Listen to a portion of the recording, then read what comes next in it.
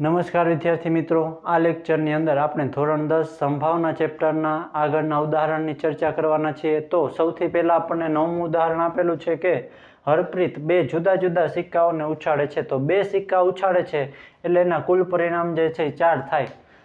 હવે એમાંથી જે છે ઓછામાં ઓછી એક છાપ મેળવે તેની સંભાવના કેટલી? ખાસ યાદ રાખવાનું છે, ઓછામાં ઓછી એક છાપ મળવી જોઈએ, એનાથી ઓછી ચાલે નહીં। તો ઓછામાં ઓછી એક તો મળવી જ જોઈએ, એટલે એક કરતાં વધુ જે છે એ ચાલે, પણ એનાથી ઓછી પછી ચાલશે।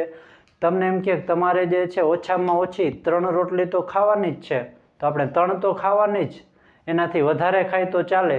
તો જ્યારે તમને આવો શબ્દ આપે કે ઓછામાં ઓછી, ત્યારે આપણે જે છે યાદ રાખશું કે એનાથી ઓછી ચાલે નહીં, વધારે ચાલે। પણ ક્યારેક એવું કહેવામાં આવે વધુમાં વધુ, તો વધુમાં વધુ કે તો એનાથી વધારે ના ચાલે, એનાથી ઓછી ચાલે। તો અહીંયા કીધું છે કે ઓછામાં ઓછી એક તો છાપ મળવી જ જોઈએ, તો એક કરતાં ઓછી ચાલે નહીં, વધારે આવશે તો એ ચાલશે। તો હવે આપણે શરૂઆત કરીએ। તો સૌથી પહેલાં જે છે સિક્કાને 2 વખત આપણે ઉછાળીએ,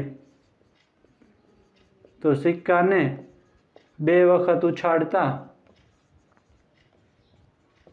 કુલ પરિણામ કેટલા મળશે? તો કુલ શક્ય પરિણામ જે છે એ 4 મળશે, જેની આપણે આગળ ચર્ચા કરી લીધી છે। હવે આપણે લખી દઈએ કે જે હેડ હેડ, હેડ ટેલ, ટેલ હેડ અને ટેલ ટેલ, કાં તો બંનેમાં જે છે છાપ આવે છે। પહેલી વખત ઉછાળ્યો તો છાપ આવી, બીજી વખત જે છે કાંટો મળ્યો, કાં તો પહેલી વખત જે છે કાંટો મળ્યો, બીજી વખત છાપ મળી, અને કાં તો જે છે બંને વખત કાંટો મળે છે। તો હવે આપણે જે શોધવાનું છે લઈ લઈએ અને એને કહી દઈએ ઘટના એ। તો ઘટના એમાં આપણને કીધું છે કે ઓછામાં ઓછી એક છાપ મળે। તો આપણે હમણાં જ કીધું આનાથી ઓછી ચાલશે નહીં, તો એક અથવા એકથી વધુ ચાલે પણ ઓછી ચાલે નહીં। તો અહીંયા જે છે 2 છે તો આ ચાલે, અહીંયા 1 છે તો આ પણ ચાલે, આ પણ ચાલે। અહીંયા એક કરતાં ઓછી છે એ ચાલે નહીં, કેમ કે ઓછામાં ઓછી એક તો હોવી જ જોઈએ, તેથી એના સાનુકૂળ પરિણામ થશે।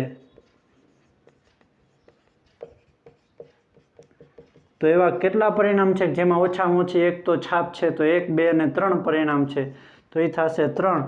તેથી P ઓફ A બરાબર એના સાનુકૂળ પરિણામ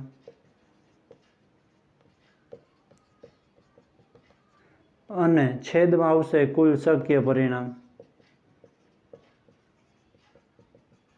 તો સાનુકૂળ પરિણામ છે 3 અને શક્ય પરિણામ છે 4। તો P ઓફ A જે છે એ મળશે 3/4। તો બહુ જેવો સરળ દાખલો હતો, અને આ શબ્દ જે છે ઓછામાં ઓછી કે વધુમાં વધુ એ ખાસ આપણને ખબર હોવી જોઈએ, તો સહેલાઈથી આપણે સંભાવના શોધી શકીએ।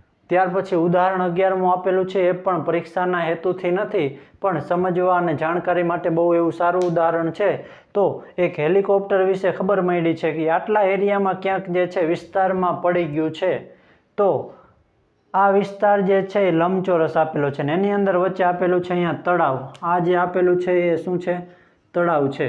તો એવું કીધું છે કે આ તળાવમાં પડ્યું હોય એની સંભાવના કેટલી થાય? તો અહીંયા જે છે આપણું કુલ પરિણામ થશે લંબચોરસ, અને ઉપર જે છે આ શક્ય પરિણામ જે છે એ થશે તળાવ।